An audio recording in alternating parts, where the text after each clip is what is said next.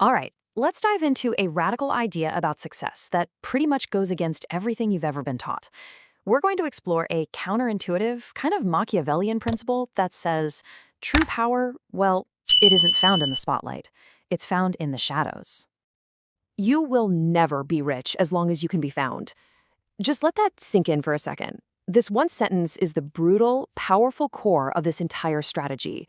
The idea is simple. As long as people can find you, as long as they know what you're up to, what you're planning, you're not a player. You're a pawn, a visible, fragile, and totally predictable piece in someone else's game. And that leads us right into our first section, the visibility trap. We're going to break down how the one thing we've all been caught to chase, being seen, being known, is actually our biggest weakness. Yeah, this flips the script entirely. On the left, that's the advice we all hear, right? Show yourself, shout your ambitions from the rooftops, prove your worth. But on the right, that's the unspoken rule that the truly powerful live by. For them, visibility is weakness. Exposure gives your rivals weapons. And all that proving your worth, it just paints a giant target on your back. And here's why that's so dangerous. Every single time you share your goals, you're not just sharing information, you're handing over a roadmap to your own vulnerabilities. You become predictable. You literally give envy and sabotage a clear path to find you and, yeah, to slow you down. That vulnerability, it opens the door for something that's very human, but also very destructive. And that brings us to our second point, the psychology of envy. See, when you announce your big, grand plans, you might think you're getting support, but what you're often doing is just triggering hidden calculation and jealousy. And this is the harsh truth of it all. People will smile, they'll wish you good luck, but deep, deep down, a lot of them are hoping you don't get too far ahead. Their support is conditional.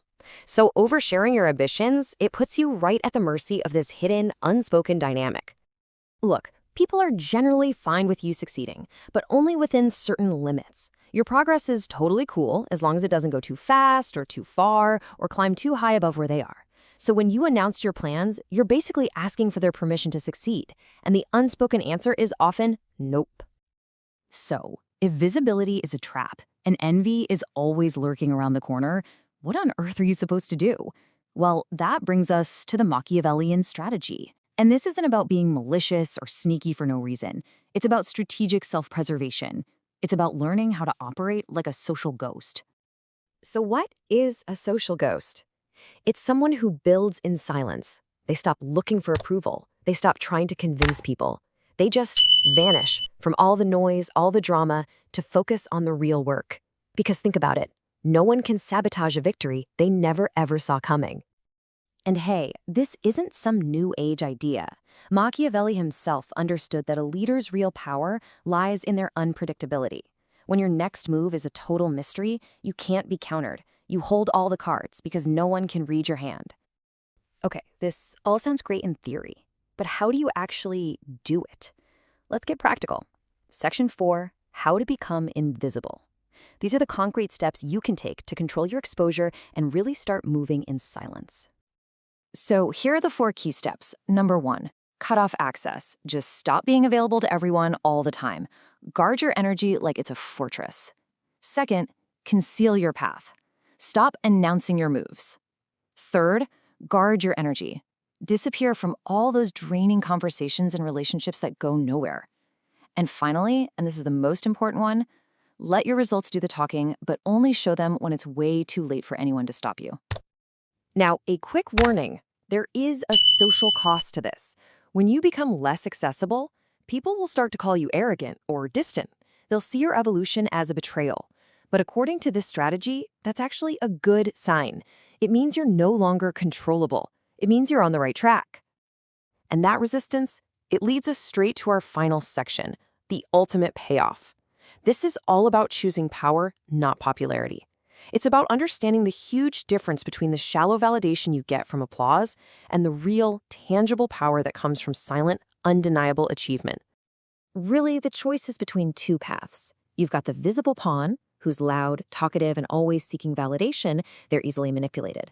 And then you have the invisible power player. They're the total opposite, silent, observant, strategic, and focused only on results. They don't want validation. They want control. They lead from the shadows. Look, visibility gives you short-term satisfaction. It feels good to be seen, to be acknowledged. But invisibility gives you something so much more valuable, something that actually lasts. It gives you power. Satisfaction or power. The source material is crystal clear on this. You cannot have both. You have to choose. Because at the end of the day, this is what it all boils down to. Talk is cheap. Ambitions are a dime a dozen. The world doesn't care about your plans or your big announcements. It only respects what you actually build. And that work, it's always done in silence. And so that leaves us with one final provocative question for you to think about. A spectacle is watched, it's judged, and eventually it's forgotten. A problem, on the other hand, a problem is feared, it's respected, and it has to be dealt with. The choice of which one you want to become is entirely yours.